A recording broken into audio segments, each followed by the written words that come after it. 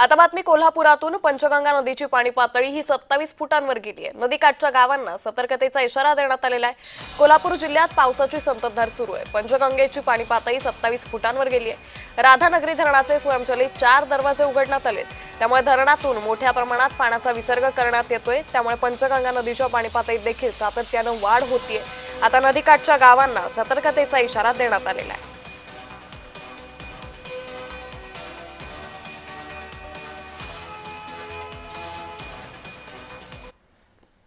कोल्हापूर जिल्ह्यामध्ये काही दिवसापूर्वी विश्रांती घेतलेल्या पावसाने आता मोठं संततधार चालू केले आहे। धरण क्षेत्रामध्ये मोठ्या प्रमाणात पडणाऱ्या पावसाने कोल्हापूर जिल्ह्यातील सगळ्या नद्यांची पाणी पातळी आता झपाट्याने वाढत आहे।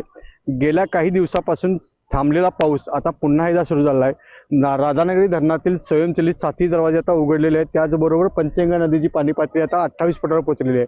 कोल्हापुरातील या पंचगंगा नदीची पाणी पातळी झपाट्याने जशी वाढत असेल तशी प्रशासन आहे सतर्क झालेलं आहे आणि प्रशासनाने नदीकाठच्या गावांना पुन्हा एकदा सतर्कतेचा इशारा दिला आहे। असाच जर पावसाचा जोर धरला तर राधानगरी धरणातून होणारा पाण्याचा विसर्ग हा मोठ्या प्रमाणात होईल आणि पुन्हा एकदा नदी पात्रातली पाणी वाढेल आणि नदीच्या शेजारी असणाऱ्या गावांना पूरस्थितीचा एक धोका निर्माण झालेला आहे। त्यामुळे प्रशासन सतर्क आहे। त्याचबरोबर राधानगरी धरणाबरोबरच कोल्हापुरातील अन्य धरणेही पाण्याखाली गेलेले आहेत।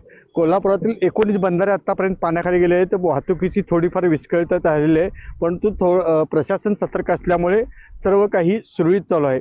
कोल्हापुरातील ह्या पावसामुळे जर अशीच पाणी पातळी वाढत राहिली आता कोल्हापुरातील शहरातील वाहणारी पंचगंगा नदी आता पात्राबाहेर आलेली आहे। जर हे पाणी वाढत गेलं तर असंच हे नदी पाणी पात्रातले बाहेर हे शहराच्या दिशेने जाईल। त्यामुळे सतर्क असलेले प्रशासन पुन्हा एकदा नागरिकांना आवाहन करत आहे की पावसामुळे सर्व ठिकाणी नागरिकांनी सतर्क राहावं आणि नदीकाठच्या गावांनी सतर्कतेचा इशारा दिला आहे। अमरसिंह पाटील, जय महाराष्ट्र, कोल्हापूर।